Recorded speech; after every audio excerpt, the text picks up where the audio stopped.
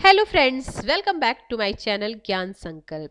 तो फ्रेंड्स, ये मेरा पॉलिटिकल साइंस यानी राजनीतिक विज्ञान के 1000 क्वेश्चन सीरीज का पार्ट 43 है। इससे पहले मैंने 42 पार्ट्स अपने चैनल पे अपलोड कर रखा है। अगर आपने उसे नहीं देखा है तो आप प्लीज़ जाके उसे देख लीजिए। ये जो क्वेश्चन है आपके लिए काफ़ी हेल्पफुल है अगर आपका सब्जेक्ट पॉलिटिकल साइंस है। अगर आप किसी भी स्टेट का पीजीटी दे रहे हो, टीजीटी दे रहे हो या असिस्टेंट प्रोफेसर के लिए तैयारी कर रहे हो या सेट एग्ज़ाम दे रहे हो, किसी भी एग्ज़ाम दे रहे हो, इससे मतलब पॉलिटिकल साइंस अगर आपका सब्जेक्ट है तो ये क्वेश्चन जो है आपके लिए काफ़ी हेल्पफुल है। और मैं क्वेश्चन के साथ साथ आपको एक्सप्लेन भी करती हूँ। और आपको मेरे चैनल पे पॉलिटिकल थ्योरी की भी काफ़ी सारी क्लासेस मिलेगी और कंपैरेटिव पॉलिटिक्स भी मैं पूरा रिवीजन करा रही हूँ यूजीसी नेट के सिलेबस के अकॉर्डिंगली। वो भी आप प्लेलिस्ट बनी हुई है, आप प्लीज़ देख लेना। अगर आपको किसी वजह से ये चैनल हेल्पफुल लग रहा है, आपके प्रिपरेशन में थोड़ी भी हेल्प कर रहा है, तो आप प्लीज़ मेरे चैनल को सब्सक्राइब कीजिए। तो आज का क्लास हम स्टार्ट करते हैं। क्वेश्चन नंबर है 61। निम्नलिखित में से किसने कहा भौतिक या रसायन की तरह प्रशासन भी सिद्धांत से शासित होता है? ऐसा गुलिक ने बोला था। क्या बोले? भौतिक या रसायन की तरह प्रशासन भी सिद्धांतों से शासित होता है। ठीक है, गुलिक के अनुसार भौतिक, ठीक है, ये सिद्धांत होता है। लूथर गुलिक ने संगठन के 4 आधारों की चर्चा की थी, जिसे हम 4P बोलते हैं, जिसमें क्या क्या है? उद्देश्य, प्रक्रिया, व्यक्ति, स्थान। जाना जाता है उर्विक के अनुसार जिस प्रकार किसी सेतु के निर्माण हेतु कुछ निश्चित अभियांत्रिकी नियम होते हैं, उसी प्रकार किसी संगठन के संचालन हेतु निश्चित सिद्धांत होते हैं। अगला क्वेश्चन है, हेनरी फेयोल ने प्रशासन के निम्नलिखित प्रकारों का उल्लेख किया है, उन्हें सही क्रम में रखिए। तो क्या क्या उल्लेख किया है? तो देखिए, संगठन करना, नियोजन करना, आदेश, समन्वय और नियंत्रण। तो सबसे पहले है आपको नियोजन करना। ठीक है, आप किसी चीज को नियोजित करोगे, फिर उसको संगठित करोगे, फिर आदेश दोगे, ठीक है, फिर समन्वय होगा, फिर नियंत्रण होगा। ठीक है, तो option B is the right answer. तो एक बार फिर से मैं बताती हूँ कैसे कैसे होगा।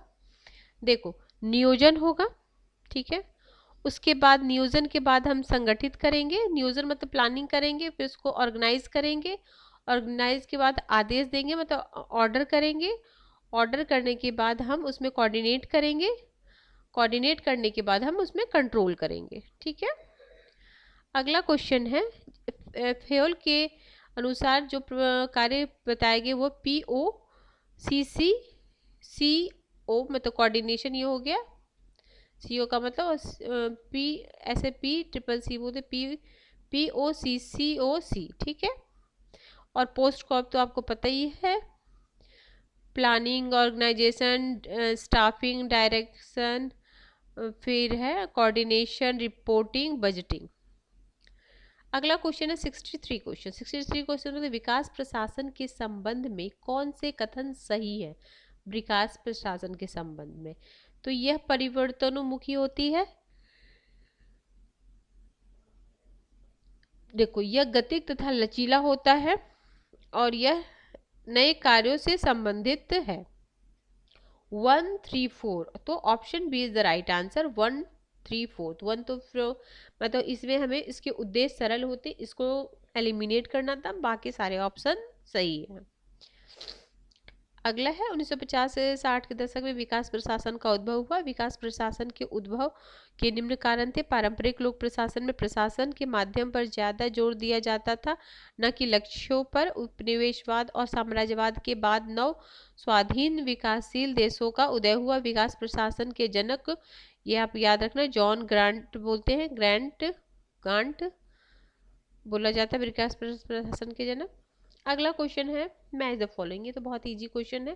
देखो, इस तरह के क्वेश्चन में आपको जो आता है सबसे पहले आप उन्हें लगाइए, उसके बाद फिर आपका बन जाता। दो भी, अगर ऐसे वाले क्वेश्चन में दो भी आता होगा ना, तो ज़्यादातर क्वेश्चन सॉल्व हो जाते।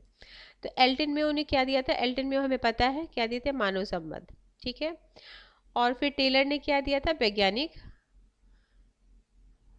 प्रबंध। ठीक है, और हेनरी फ्योल तो संगठन और शास्त्रीय सिद्धांत है, और निकोलस हेनरी तो नव लोक प्रबंध। ये तो सारा पता है, बट एक बार आप अपने हिसाब से देख लेना। देखो ए का थ्री, ठीक है, ए का 3 हो गया, और बी का आपको हो जाएगा फर्स्ट, बी में फर्स्ट, ठीक है। Option A is the right answer, ठीक है। टेलर हैं वैज्ञानिक प्रबंध, हेनरी निकोलस हैं आपके नवलोक प्रबंध, और हेनरी फ्योल है हमारे शास्त्रीय। अगला है दोनों, ये भी सूची 1 सूची 2 को मिलाना है। तो देखो बर्नार्ड का हो जाएगा कार्य के प्रकरण, ठीक है। Option A is right answer है इसका। तो ए का 3 है, एक मिनट, ए का 3 है, बी में फ्योल हैं आपके प्रबंध के सिद्धांत, ठीक है। लूथर गुलिक हो गए आपके संगठन के आधार। देखो फ्योल है संगठन प्रबंध के सिद्धांत, और टेरी हो गए कार्यकारी प्रकार, ठीक है, कार्यकारी प्रकार, नहीं सॉरी, प्रत्यायोजन। कार्यकारी प्रकार तो ये है ना बर्नार्ड, ठीक है, सॉरी, एक मिनट रुक जाओ।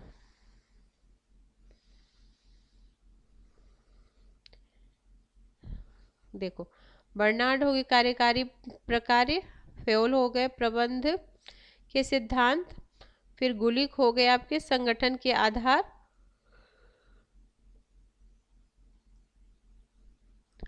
टेरी हो गए प्रत्यायोजन। अगला क्वेश्चन 66 क्वेश्चन, निम्नलिखित में से किसने प्रत्यायोजन की अवधारणा को संगठनात्मक या प्रशासनिक सिद्धांत का मिथक मात्र बताया या फॉलेट बताएं। क्या बोले हैं, इसने प्रत्यायोजन की अवधारणा को संगठनात्मक प्रशासन सिद्धांत का मिथक मात्र बताइए। कौन है, फॉलेट, ठीक है। फॉलेट ने प्रत्यायोजन की अवधारणा को संगठनात्मक सिद्धांत का मिथक मात्र माना है। फॉलेट के अनुसार प्राधिकार काम से जुड़ा होता है, इसलिए जो काम करता है उसी के पास प्राधिकार होना चाहिए। प्राधिकार का संबंध कार्य जिम्मेदारी से होता है, इसलिए इसे प्रत्यायोजित नहीं किया जा सकता। मुने के अनुसार प्रत्यायोजन का अर्थ उच्चतर से निम्नतर प्राधिकार तक विशिष्ट प्राधिकार को पहुंचाना है। टेरी के अनुसार एक कार्यकारी या संगठनिक इकाई से दूसरे तक प्राधिकार को पहुंचाना। अगला है, निम्नलिखित में से निर्णय करने का अवध तार्किकता मॉडल किसने प्रतिपादित किया। तो ये हर्बर्ट साइमन ने किया था। किसको, अवध तार्किकता मॉडल। हर्बर्ट साइमन के अवध तार्किकता मॉडल प्रतिपादित किया। साइमन के अनुसार निर्णय निर्माण का अर्थ कार्यवाहियों के वैकल्पिक रास्तों के बीच सर्वोत्तम तार्किक चुनाव है, ठीक है। निर्णय निर्माण के अन्य मॉडल, लिंड ब्लूम का वृद्धिशील मॉडल, एतजीओनी का मिश्रित स्कैनिंग मॉडल, और ड्रॉर का ऑप्टिमल मॉडल। अगला 68 क्वेश्चन है, निम्नलिखित में से कौन सा वैज्ञानिक प्रबंध का लक्ष्य है, ठीक है। तो रोजगार सृजन करना, सामाजिक कल्याण को अधिकतम करना, उच्चतर औद्योगिक दक्षता, और श्रमिक कल्याण। तो ये सारे देखो, ये तीनों मानव इससे वैज्ञानिक से सिर्फ ये वाला उच्चतर औद्योगिक दक्षता, ठीक है। इसको मैं थोड़ा एक्सप्लेन कर दे रही हूँ। देखो वैज्ञानिक प्रबंध का लक्ष्य उच्चतर औद्योगिक दक्षता है। वैज्ञानिक प्रबंध का सरोकार औद्योगिक संगठन की प्रबंधकीय प्रथा और उत्पादन में वैज्ञानिक पद्धति के प्रयोग से है, जिसके फलस्वरूप उच्चतर औद्योगिक क्षमता प्राप्त हो सके।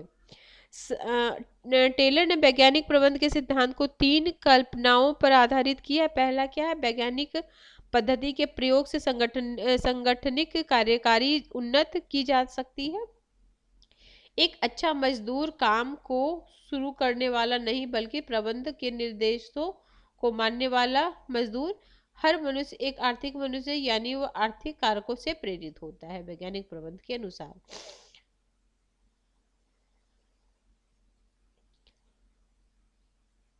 और ये वाला जो गुण है, ये मानवीय संबंध वाला है। रोजगार सृजन, कल्याणकारी और श्रमिकों का कल्याण, ये उसके अनुसार सही होगा।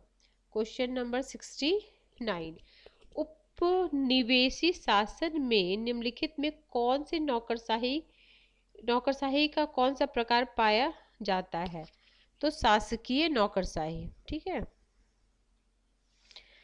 शासक प्रभुत्व नौकरशाही, शासकीय नौकरशाही, जातीय नौकरशाही, दल राज्य नौकरशाही। तो शासकीय नौकरशाही पाया जाता है। क्वेश्चन नंबर 70 है, निम्नलिखित में से किसने संसदीय लोकतंत्र की कीमत नौकरशाही है? ये हर्बर्ट मॉरिसन ने बोला था। हर्बर्ट मॉरिसन ने बोला था संसदीय लोकतंत्र की कीमत नौकरशाही है। इनकी बुक है पोर्टेंट पोर्ट्रेंट ऑफ पॉलिटिशियन। ठीक है। कार्यपालिका पर विधायी का नियंत्रण करने के क्रम में निम्नलिखित में कौन सी समिति का सहायक नियंत्रक महालेखा परीक्षक द्वारा की जाती है? तो ऑप्शन कौन कौन से? प्राक्कलन समिति, लोक लेखा समिति, कार्य मंत्रालय समिति और सरकारी आश्वासन संबंधी समिति। तो ऑप्शन फर्स्ट एंड सेकंड सही है, प्राक्कलन और लोक लेखा समिति। ये है आपके कार्यपालिका विधायी का नियंत्रण के क्रम में निम्नलिखित में कौन सी समिति? ठीक है, प्राक्कलन और लोक लेखा समिति। और सबसे पुराना लोक लेखा समिति का गठन 1919 के अधिनियम के अंतर्गत 1921 में हुआ था। ठीक है, इसमें 22 सदस्य होते हैं, 15 लोकसभा से और 7 राज्यसभा से। अगला है 72 क्वेश्चन, निम्नलिखित में से किसने भारत के नियंत्रक महालेखा परीक्षक के पद को समाप्त करने का सुझाव दिया? ये भी बहुत इंपॉर्टेंट क्वेश्चन है। पॉल एपलबी ने ये सुझाव दिया था नियंत्रक महालेखा परीक्षक के पद को हटाने के लिए। क्वेश्चन नंबर 73 बोलता है निम्नलिखित में से किस देश में कोई व्यक्ति लोक सेवा में लगभग किसी भी स्तर और लगभग किसी भी आयु में प्रविष्ट हो सकता है? ऐसा आपका संयुक्त राज्य अमेरिका में है। ठीक है। अगला है, निम्नलिखित में से कौन सा घटक लोक सेवकों द्वारा प्रशासनिक नैतिकता के पालन में बाधक है? तो ये आपका उदासीनता और अंध नियमपरकता, अनधिकार। ठीक है, थर्ड और फोर्थ। क्वेश्चन नंबर 75, लोकतंत्र और विकास के लिए पंचायती राज संस्थाओं के पुनरुद्धार के संबंध में निम्नलिखित में से किस समिति को नियुक्त किया गया? तो हम सब जानते हैं बलवंत राय मेहता की समिति। ठीक है, तो फ्रेंड्स आज हम 75 क्वेश्चन तक करते हैं, नेक्स्ट क्लास में से आगे कराऊंगी। अगर आपको किसी वजह से ये क्लास हेल्पफुल लग रही है तो आप प्लीज़ मेरे चैनल को सब्सक्राइब कीजिए, मेरे वीडियो को लाइक कीजिए और अपने फ्रेंड में शेयर कीजिए। Till then bye bye, see you in next video.